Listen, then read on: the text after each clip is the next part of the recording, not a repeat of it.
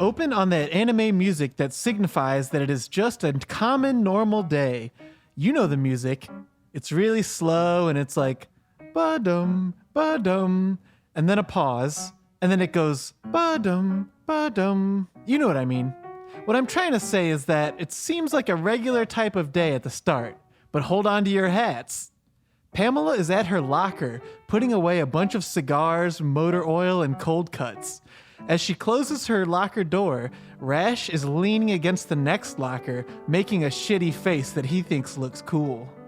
Walking to class? Must be hard to walk with all those clothes on. If you're trying to sexually harass me, it's not gonna work. I'm out on bail right now for a dozen sexual harassment cases of my own. You can't beat me at this game. Damn, we're just like two disgusting peas in a nasty fucking pot. I bet when you kiss guys, some gar smoke comes out of their ears. The first guy to go down on me got lung cancer. Now, are you gonna get out of my way, or do I have to throw some of this sand that's always in my pocket into your eyes? Damn, everyone's using my move. I need to get a new one.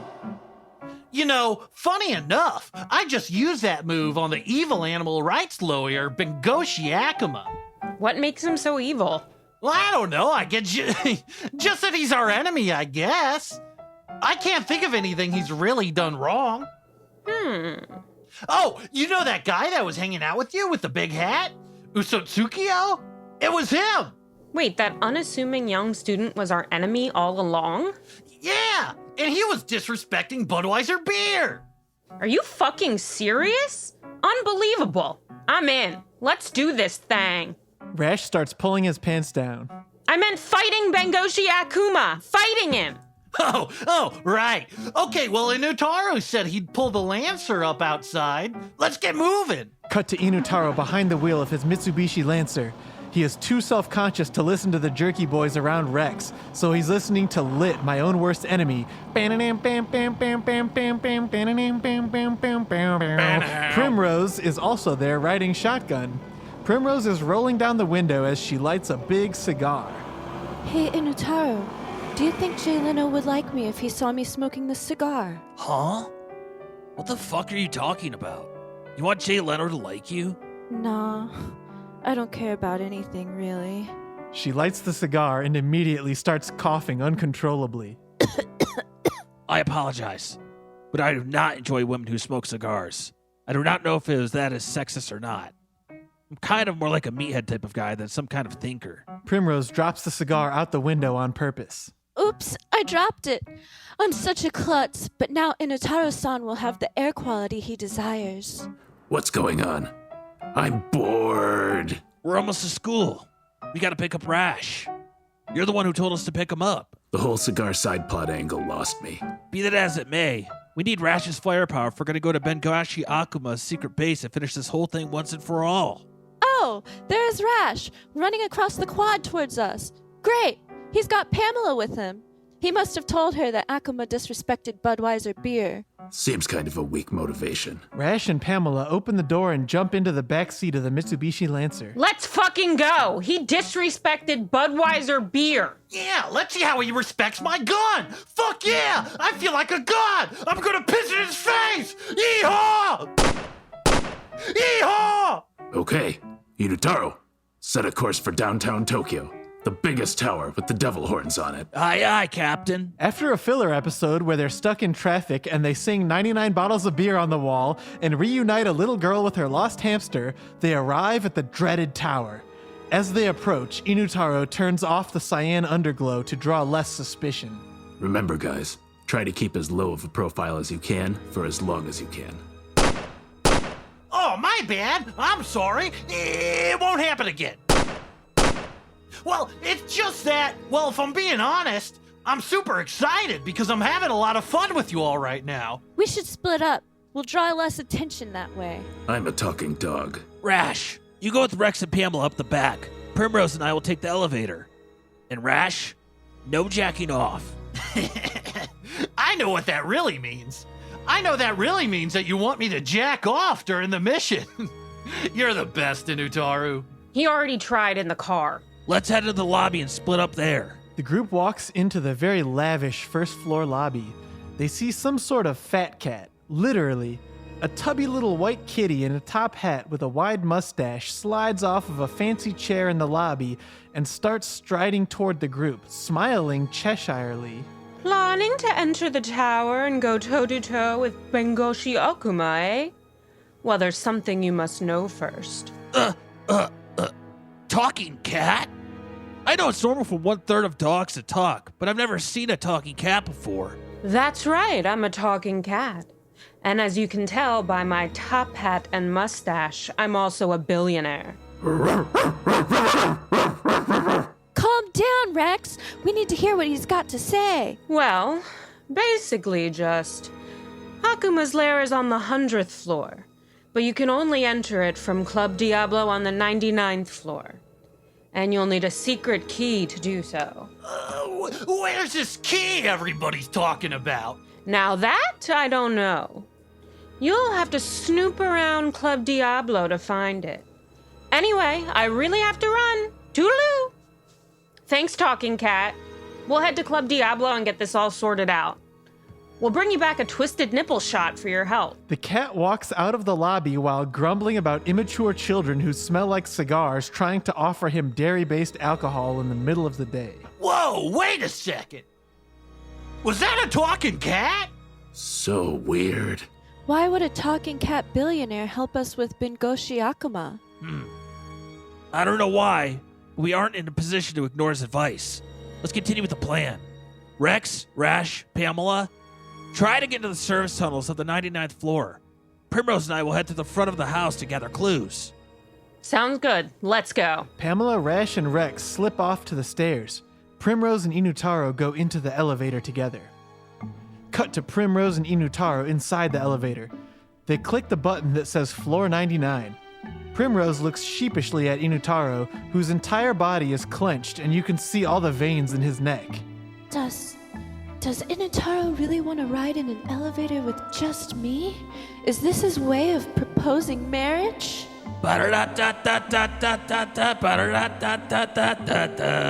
Some people say to me, I am my own worst enemy. It's no surprise to me that I kicked the living shit out of me. The smoke alarm is going off and there's a cigarette still burning. Please tell me why. My car's in fire and I'm sipping my clothes on tonight.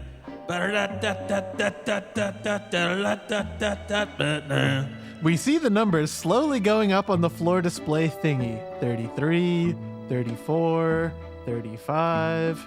Inutaro, I wanted to ask you, do you truly not like women who smoke cigars? A very loud thud sound is heard from the top of the elevator. Around floor 38, they come to a halt, and the top of the elevator rips open and a stealth bomber dog flies in the top. The stealth bomber dog is about the size of an average dog. Its dark fur is dense and completely reflective. It also has a tail, and that tail likes to wag, and also the dog is filled with bombs. Bow wow wow wow wow. I'm a stealth bomber dog here to kill you with my bombs. Shit! Looks like Dr. Einstein's old dog still have a few new tricks left. Suddenly, the bomber dog goes over to the elevator buttons and presses every single floor. Looks like we've got some time. Why don't we hang around and chat? Sure thing. My big scythe has a few words to say to you. My aspiration is to be the world's #1 dog catcher. But I'm not afraid to be a dog killer either, if it comes down to it. We'll see about that.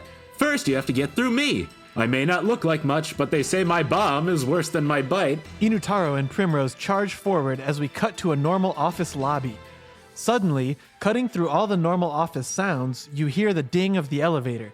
The doors fly open and energy flies out of the room in gusts, tossing paper around, but all the inhabitants of the elevator appear not to be moving at all. Primrose, Inutaro, and the bomber dog all remain motionless until the elevator door opens again. Man, this dog is fast. Me and Primrose are both moving so fast that it looks like we are standing completely still. But in reality, we are throwing over a dozen punches a second, and this stealth bomber dog is dodging them all. And guess what? He is moving so fast that it looks like he isn't moving at all, either. The elevator dings again in another identical lobby. Gusts of wind come out of the elevator when it opens, but to everyone on the floor, it just looks like two teenagers and a weird dog are standing still. Inutaro, it's not working! He's too fast! My bomb is worse than my bite. The bomber dog shoots a bomb out of his mouth by barking. It's a good thing this is a bomb-proof elevator, or we'd be hurtling toward the ground right now. As the bomb approaches them, Inutaro grabs the bomb in his Dogcatcher net and spins it around.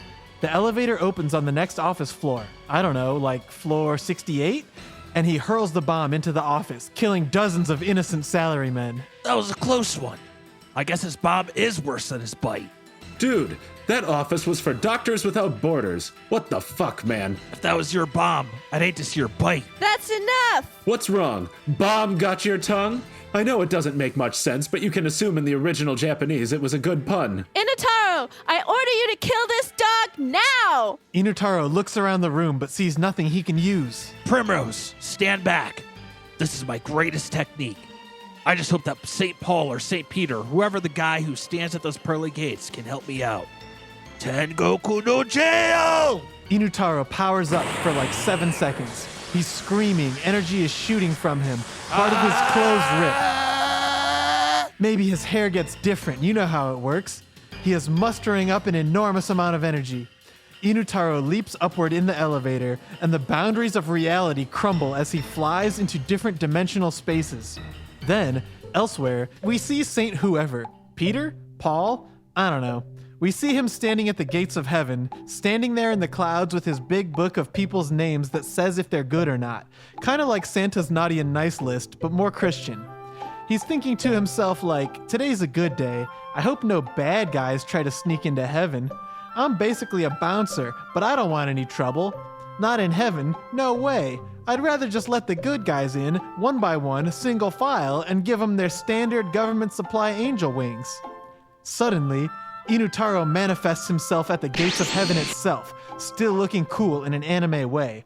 He gives a silent nod to St. Peter, who appears nonplussed, and then he rips the gates of heaven from their very foundation, a cloud, and dives back down through dimensional space, tumbling from reality to reality, until finally he appears in a flash of bright white light within the elevator and slams the gates of heaven themselves around the stealth bomber dog. Meanwhile, back in heaven, all the people who are waiting patiently in line push over St. Peter and storm through the gates in a mob. And after he's trampled by hundreds of people, he lifts his head from the ground and says like, "Oh, brother." You are fucked. Inutaro, so much power. Is this what it's like to be the world's #1 dog catcher? Oh, wow. Woo, you got me. Have mercy on me, Dogcatcher. Mercy? Inutaro smiles that smile where they don't have any teeth. Tell it to the good book. Inutaro slams the helpless dog in the head with St. Peter's book that he uses to see if people get into heaven or not. A brilliant flash of white light instantly turns the stealth bomber dog to ash. Meanwhile, up in heaven, St. Peter is dusting himself off. Ah, nuts. Ah, shit. Oh, great. And now somebody took the fucking book. St. Peter looks up and sees a kind of stealth bomber-looking dog in line. Great. And who's this fucking guy? Back on Earth, we cut to Pamela, Rash, and Rex running up the back stairs of the building. They're only on floor 7 and they're totally winded. I gotta cut back to 1 pack of cigars a day. My lungs are killing me. They sell cigars in packs. I haven't exercised in years, since I mostly just shoot my gun. I never did any real training like Inutaro. German Shepherds get pretty bad hips when they get older. I'm already 7 years old. I don't got much time left. Oh! Wait, what's that on the wall on the next floor? It looks like some kind of painting? One of those boring paintings from the past where they didn't show any coos or boob. Rex, getting closer. Wait, this looks kind of like the Mona Lisa, but instead of a normal woman, it's a dog woman. Rex, watch out. It's What's it doing? Oh, she's trying to say moving, but she's too scared. moving! Wait, the painting is moving? Suddenly, a large paw emerges from the painting and strikes Rex against the wall. He takes a good hit, but he's okay. He just pretends to be knocked out for the rest of the fight so that he doesn't have to do any of the work. Roof, roof, roof. I am a Mona Lisa dog, the rarest of them all. And for my masterpiece, I am going to kill you guys. Wait, what? You're rare? You're rare? I have been spliced with Mona Lisa DNA, some of the rarest DNA on Earth. Was Mona Lisa a good fighter or something? She was a person, not a painting, so if you're half dog and half Mona Lisa, why are you also a painting? I think they got some DNA in from the painting too. I don't really get you, but I can tell we're gonna fight. Do you want to just skip to the fighting part? Because I probably won't understand most of everything you're gonna say to me. That's a fine with me. Hold on. Can we all agree to just do a normal, old school fight?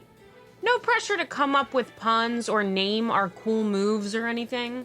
Let's just, I don't know, let's just fight for once. If that's how you feel about it, then stay out of the way. The whole world is my canvas, and I am going to paint blood on you guys. I appreciate fine art, but you're downright fugly. Come on, guys. I was being very reasonable, and you guys just did puns immediately. Come on. Let's show the slightest bit of restraint. So we just fight? Let's just fight. Okay, all right, here I come.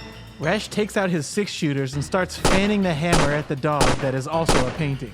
Let's see what kind of price you fetch on Antiques Roadshow when you got a few bullet holes in you. The Mona Lisa dog hops out of the painting and drops down to the story below Pamela and Rash. She then charges upward. I'm just fighting. I'm not going to say anything. Pamela charges downstairs toward the Mona Lisa dog. Outside of the painting, the Mona Lisa dog is about 10 feet long, incredibly muscular, and wearing a weird type of ugly brown dress. She charges at Pamela and snaps with her mighty jaws. Pamela, what are you doing? Don't charge that powerful dog. Moeru Hasu! Burning Lotus! Looks like you are going to be dog food. As the Mona Lisa attacks, Pamela whips out 2 small hand axes and thrusts the handles into the head of the Mona Lisa dog. Pamela goes flying into the air, traveling dozens of stories upward in the stairwell. As she lands, she hits a cool pose. She throws a small flash into the air, which sprinkles down upon the blades of her axes, which she lights with her iconic cigar. Pamela then thrusts the flaming axes downward, landing them in the haunches of the Mona Lisa dog. Rash, already jerking off. Wow, what a woman! My haunches! Someone call an art restoration professional. Get up here, Rash. That dog's jaws will snap you in half. Coming right up. That shit you did looks easy as fuck. Rash sprints toward the enormous oncoming hound. Right before the dog's jaws snap, Rash jumps into the air, flips his revolvers around in a cool way, drops both of them, and slides perfectly down the dog's throat while not even getting scratched by its teeth. His head keeps bouncing around in the dog's mouth, but his feet can feel the acidic juices from the dog's stomach. I fucked up! I immediately fucked up! You have to save me or I will haunt you! Rex, that goes for you too! I know you're faking being knocked out again! Rex opens his eyes for a second, looks around, and puts his head back down. I'm choking. Wait, Rash, don't try to escape. You're killing her. Maybe. It's hard to say because it's still early. The dog must be allergic to my pee! No, she's just choking. Well, I'm gonna pee more just to make sure! This is really immature. The Mona Lisa dog suddenly dies after not being able to breathe for a fairly short amount of time. 15 seconds, 20 tops. Either way, this dog died quick. The Mona Lisa dog slumps to the floor, and Rash slides out of her mouth like a giraffe being born. Good work, Rash. I just woke up. I wish I got to do some fighting. Guys, look at the painting frame. Huh? What was once the painting frame that the Mona Lisa dog hid in, now very clearly looks like some sort of secret passage leading up. Pamela, I think it's a secret passage. It heads up. Secret passages are really fun. I'm gonna jump down to where you guys are so we can go through it. Rex, can you move the corpse of that dog a little to the left so I can land on it? All right. I don't see why not. Leaning over to Rash. Hey, man. Do you ever wonder if we aren't the good guys? Pamela lands on the Mona Lisa dog and sends dog parts flying everywhere. She dusts herself off, and Pamela, Rex, and Rash all venture through the picture frame into the secret passage, which conveniently goes straight to the 99th floor. At the exact same time, Primrose and Inutaro's elevator dings and they enter onto the 99th floor, the prestigious Diablo Club in downtown Tokyo. Stay under guard. Rash said that to blend in, I should just order a bunch of blowjob shots, woo-woos, split legs, cluster clits, and hooter shooters. Does Inutaro want me to do a hooter shooter while standing on the bar and twirling my bra in the air like I just don't care?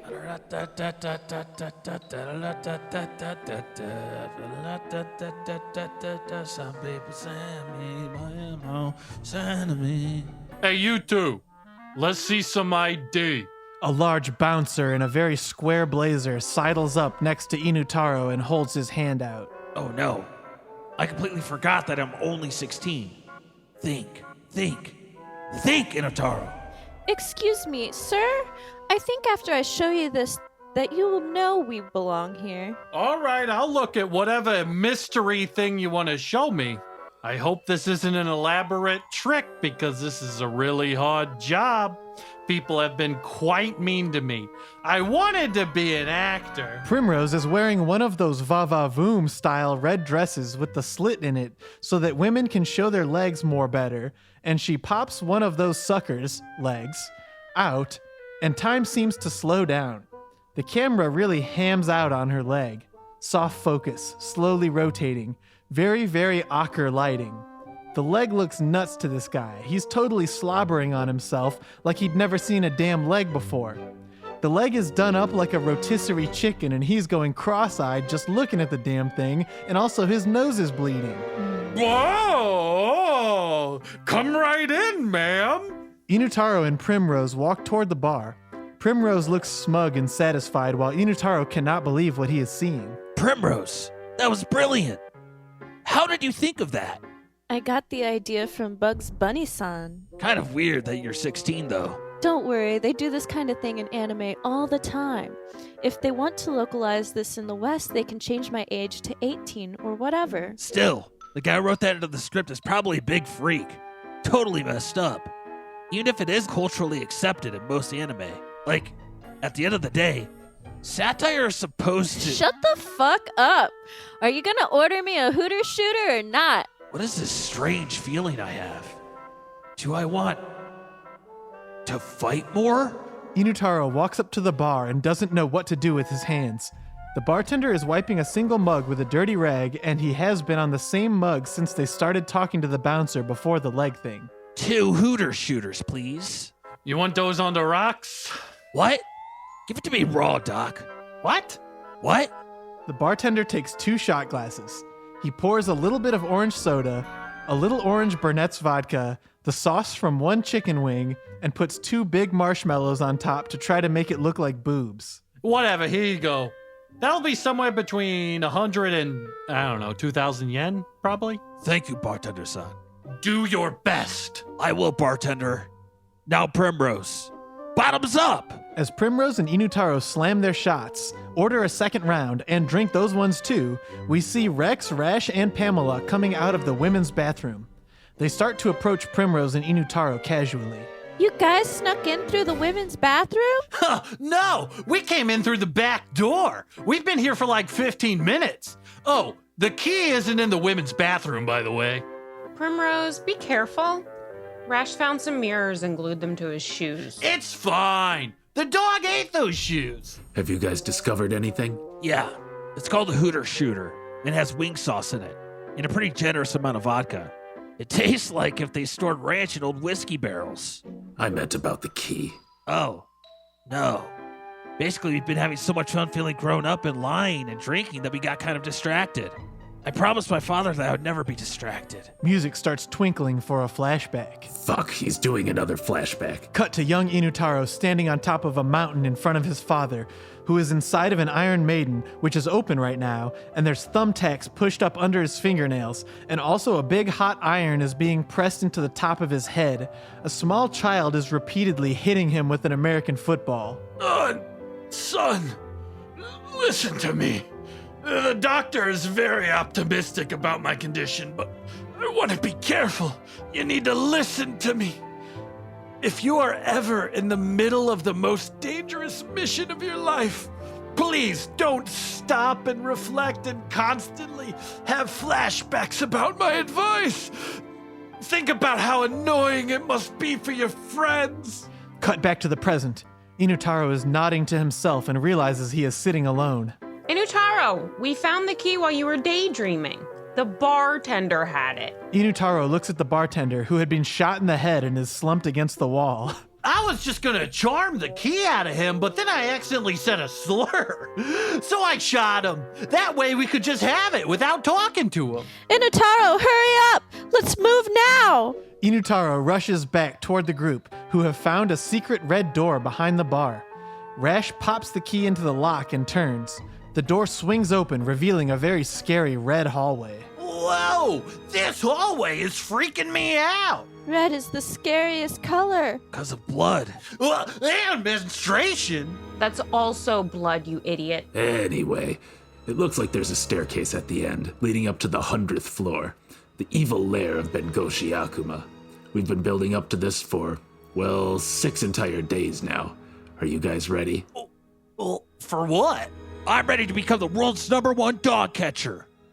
By killing this lawyer. Well, that sounds about right to me, but I know that this is a pretty weird thing to say outside of the context that we are in. We've been playing it really fast and loose for a while now.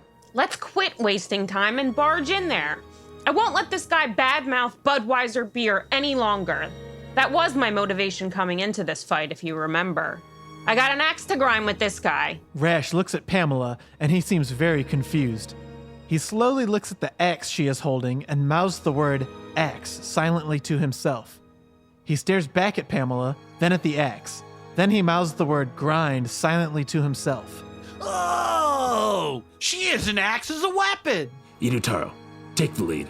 Any surprises come at us, we want our best guy in front to take them down. That's why the best guy always bats first in baseball. And the best football player always runs into the end zone first. And the best hockey player shoots immediately every time he touches the puck. Because you never know when you'll get another shot in this crazy world. Just go in. Inutaro takes a slow, solemn step toward the closed door at the top of the stairs. It is made of pure obsidian and is cool to the touch. Deathly cool. He breathes deeply and places his hand on the doorknob. He takes a moment to gather himself. It is time for destiny to make me a god. Inutaro rears back his head and starts ramming it into the wall as hard as he can, 3 times, rapid fire. There are huge dents in the wall, and his forehead is bleeding a little bit. Woo! Woo! Woo! Somebody's about to fucking die! Jesus Christ! A little much, but I get what you were going for. Let's go! Inutaro forces the obsidian door open, and the rest of the team flies into the room behind him. On the other side of the room, Bengoshi Akuma sits behind a fancy mahogany lawyer's desk, seated in a giant throne made of bone with a skull on top. His pen is gold and probably costs like $200. He is sipping on a Princeton, a cocktail made with 2/3 gin, 1/3 port wine, and a splash of chilled water, plus some orange bitters, and regards the group with an arrogant look on his face. He looks arrogant! Like he knows something we don't!